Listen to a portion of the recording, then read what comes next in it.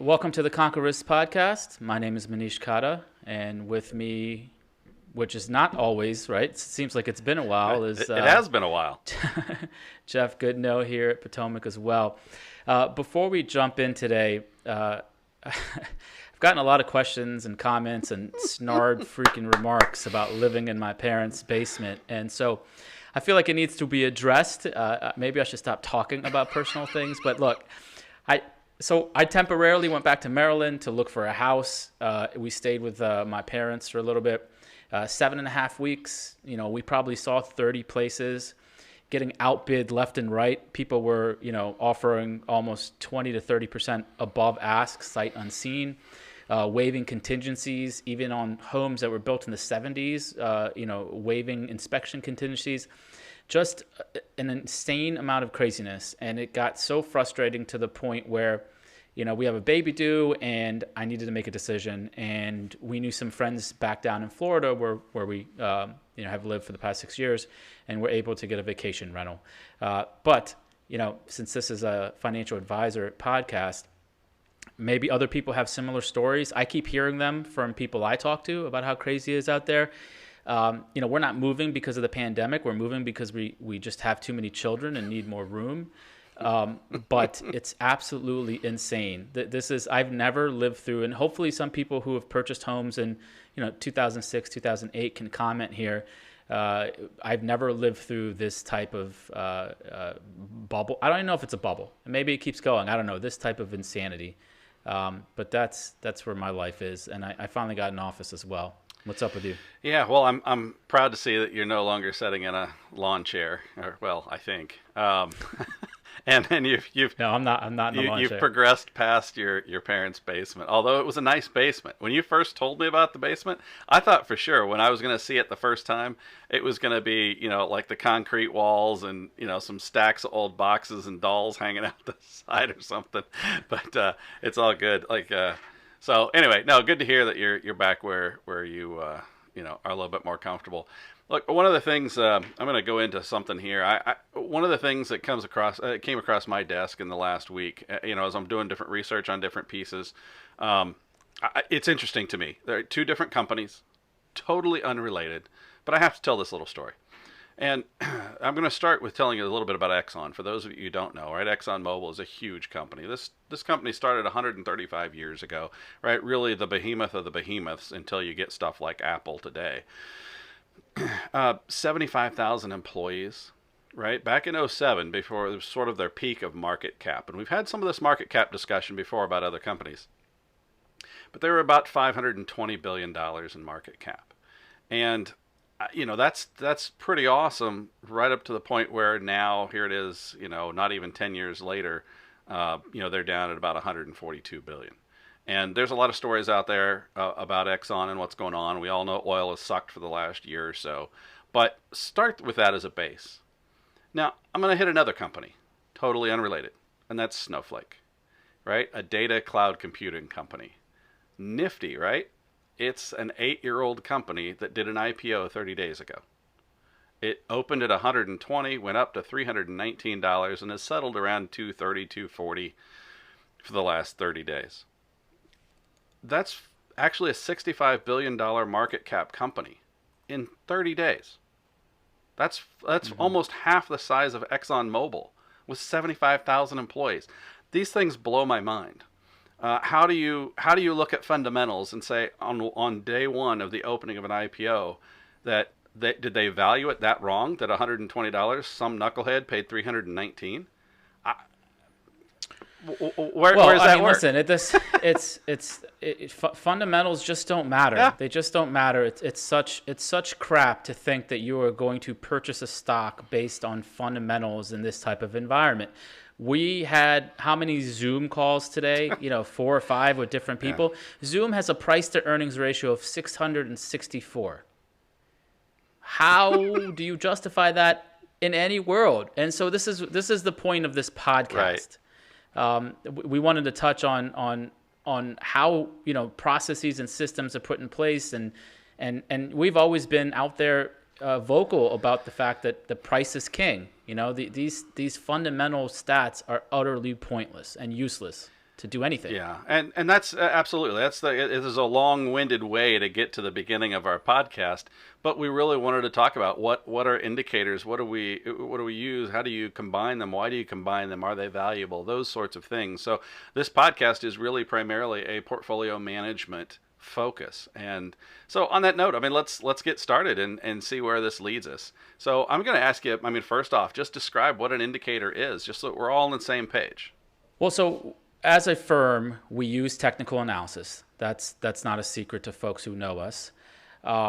And most people think technical analysis is just sitting around looking at charts all day and drawing squiggly lines to connect them. And part of that is sort of true. However, our brand of technical analysis is called system trading, where we're using actual quant indicators that are based on statistics in the TA world, but we're creating indicators. A quick example, you want to judge something based on volume. So let's say you say, I want to measure a volume burst, which would be maybe upside volume divided by downside volume. I'm sorry, upside volume divided by total volume, and that gives you a number. And then you created a formula that says if that number is over a certain amount, you would buy the market, and then you go back and test that. And that's a small example of what an indicator actually is. You're taking statistics around TA stats, such as volume, market internals, breadth, actually whatever you want to come up with, any type of data point, and creating a formula, some logic behind it to see if it gives you any indication on market direction. And that's the roundabout definition of what an indicator is for the most part. Right. And so from that standpoint, now that we know what an indicator is, I mean, just give me a ballpark. How many indicators do we use as a professional money manager? That might be something. I get that question actually fairly frequently, so I hear it straight from the horse's mouth. Well, when you talk about system trading, right? System trading is looking at these indicators. To us, the holy grail of system trading is the combination of uncorrelated indicators. And what that means at its core is that if you have 10 indicators that all follow market breadth, they're going to, usually tell you the same 10 answers. And that's not what you want. You're trying to create a system of checks and balances, of risk management that can get you in the market at the right time and obviously control your drawdown. So you can't have a handful of indicators because there's just not enough data, right? You're not going to get enough trades if you only use a little. And you can't have 100 or 200 because it'll be all over the place. So generally speaking, we're testing indicators on a regular basis, but our systems are based around anywhere from 15 to 25 separate indicators. Okay. Well, let's see. You hit on something that I think is valuable. You said testing, right? Can you give us an example of what kinds of testing we do on like a recurring basis, or is it just an ad hoc? I mean, what's that process look like? Because, and let me rephrase this. The reason I asked the question is because there are a lot of advisors, portfolio managers out there. And I don't know as a lot of people realize the difference between institutional money management and the things that we do when this is the only thing that we as a team are doing is this sort of money management. Yeah. So our big belief in terms of the firm's philosophy stems from, we're John Murphy disciples. So John Murphy is an old school TA guy that coined the term intermarket analysis, which essentially means measuring two different data points and dissecting the relationship between those to come up with a logical conclusion. And for example, if the market's making a new high and utilities are not confirming that high, what does that tell you about the strength of the high? The reason I'm bringing this up is one of the big testing components of what we do is the combination of these different indicators. So let's assume you have 20 indicators, and the way we structure it is these can be used individually. You can take any of these indicators and go out and buy and sell just based on that. Mm-hmm. But what we found is to create a more fail-safe system is to combine the indicators. So, for example, let's say you start with a base long-term system, something like, I'm just going to make up stuff, like a 50 to 80 month moving average, whatever you want to call it. And then on top of that, you start stacking these these indicators that maybe don't fire off as much, like a VIX system or a volume system. And what the testing means is we are testing the combination of those systems. So if the long-term moving average and a VIX system fire together, what is a historical risk and return ratio of that combination indicator? And also, how many times did it fire off? I mean, you can't have a system that just had one trade in the past 20 years, right? That's not logical to put into place for a real-life trading scenario. So to answer your question, the long-winded way, the testing begins with taking these indicators and combining them together to determine if you want to be in the market and to what aggressive nature you want to invest in. Gotcha. Along that lines, let's speak to some of the scenarios or an example of when maybe data changes, or is there ever a time when an indicator either just stops working or for some reason you have to stop using it? Yeah, you get these questions a lot because people say, Yep. well, how do you look at a track record, if, did anything change in the past 20 or 30 years? Yep. And I think it's the most disingenuous thing to tell someone that your system has remained the same. And in most cases, if money managers tell you that their system has remained the same, I think they're lying. I think it's absolutely horseshit to sit here and say that you are using the exact same system you used for the past 20 or 30 years, right? A great example, like you mentioned, is data changes, right? We had systems built on the Dow Jones 20 bonds, which is one of the original bond indices that were created. It's long been changed, so you have to either adjust your system or use new data points. Another great example I use is we have a indicator based on Federal Reserve discount rate and how it functions. It was never designed for negative rates or close to negative rates, because when it was created, that was never a possibility, right? Yeah. And listen, if you're a programmer and you have a formula that's based on logic, and then you have a negative number you put in there, it throws everything to hell in a handbasket. So you have to change your system and adjust it. The core framework stays the same. And my analogy is always a house, right? You very rarely change the foundation and the framework of your house, but you are definitely updating your windows and your kitchen and your bathroom. And there's no different when you're building these systems. Things have to be updated and kept up with the times, but the basic philosophy and framework typically stays the same. And that's where, as an advisor, I would recommend you run the other way when managers change the entire underlying framework of how they manage money. Yeah, it's funny. On you use a house analogy. I use 1999 as an analogy on individual indicators, because you think back to computer programmers for a number of years, right? On personal computers, were plugging in the 2-digit year as part of the coding, and suddenly 2000 came about, and that was coming up. In 1999, they all went, oh shit. Right? I mean, sometimes you have something that wasn't planned for. It wasn't intended. No one thought about it. The market changes in some manner, and you have to make an adjustment. It doesn't mean that it's broken. Look, everybody went through 2000. Fine, right? The New Year's happened, and suddenly everybody went back to work. Like, okay, well, that was nothing. And it's the same sort of thing. Yeah, I mean, look, we have a system. We're reprogramming a lot of our systems into a new piece of software, and we have some day-based systems where it's like, holiday maybe trades where you say, 3 days before Christmas or something like that.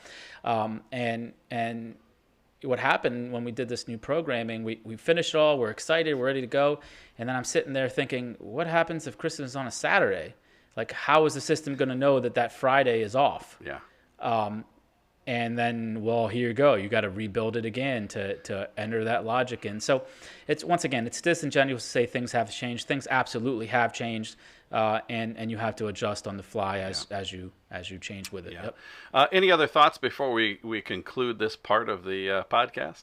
No. What about you? I mean, I think you field a lot of these questions. Yeah. So what has come up that maybe we haven't covered here in terms of the technical side or the indicator side of how we manage money? Yeah. Well, I think predominantly for me and the discussions that I have, it all revolves around the fact that after we tell our story and much of what you've spoken of today, it's about the fact that, and I'm going to quote you, process can be repeated, a gut feeling cannot.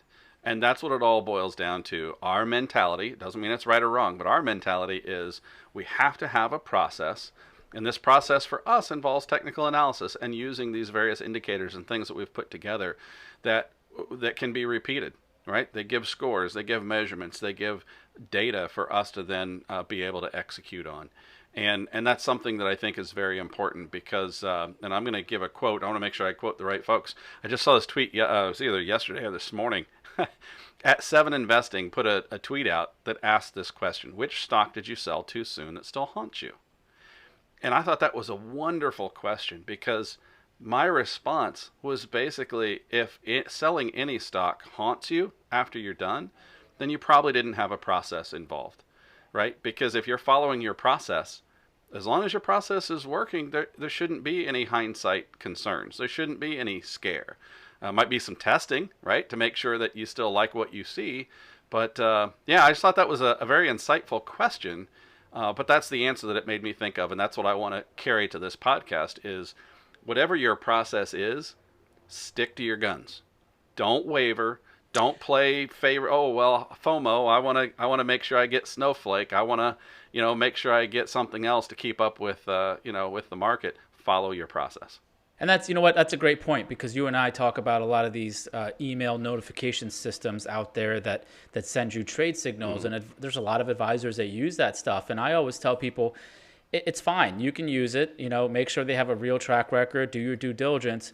But here's the deal. If the market is down 500 points, pandemic's hitting all over the world and you get a buy signal, what are you going to do? Are you going to execute that or are you going to stand back and start second guessing it? And so the standard quote for me is either have a process or do nothing. But where you're going to mess up is when you do a little bit of each. Yeah. And so that's where it messes up. And the other thing before we move on here is you and I have done a bunch of webinars recently where I literally open the code. I'm showing people the actual code to the systems, right, how we combine it, what the score combinations look like. And they've come across really well because some of this shit you just can't put into a PowerPoint. Like I can't, you can't convey it. I mean, you can convey it with the 30,000 foot jargon nonsense that most investment firms provide, but it doesn't tell you anything.